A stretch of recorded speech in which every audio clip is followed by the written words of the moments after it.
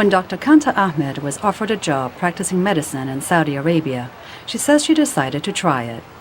As a Muslim who grew up in the West, she says she welcomed the opportunity to explore her faith and the birthplace of Islam.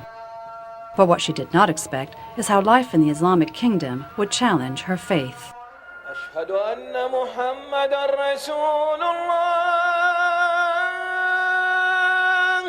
Dr. Ahmed began her Saudi life with a spiritual pilgrimage to the holy city of Mecca, a journey called the Hajj that all Muslims who can are expected to make at least once in their lives.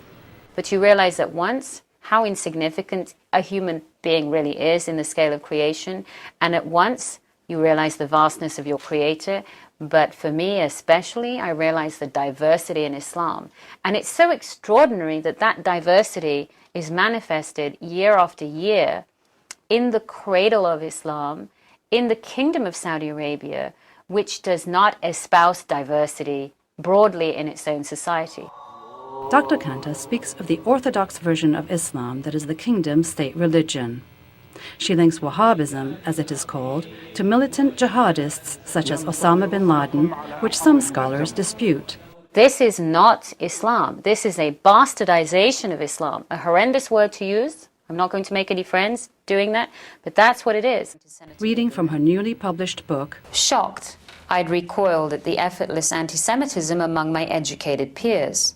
Dr. Ahmed told a small but diverse audience at the National Press Club in Washington that living under Wahhabi law, so different from the moderate Islam she practices, inspired her to write about it.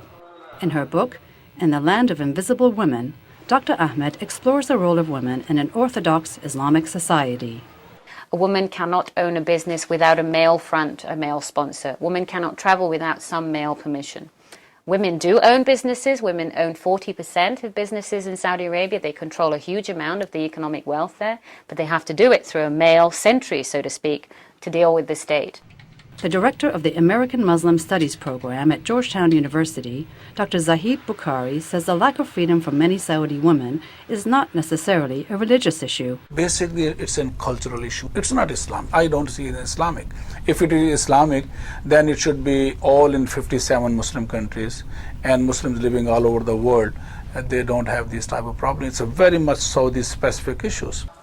Though state-sponsored, Dr. Ahmed says she found many Saudis do not agree with Wahhabism, and she says many women and men are trying to bring about change. They're able to accomplish moderation and heterodoxy in a setting of sanctioned orthodoxy. And she encourages moderate Muslims around the world to find the courage to speak out against violent acts, those committed by militant jihadists in the name of Islam. And I think Muslims need to ask themselves how their behaviors or their inability to protest behaviors or their willingness to condone behaviors, how is that reflecting on Islam?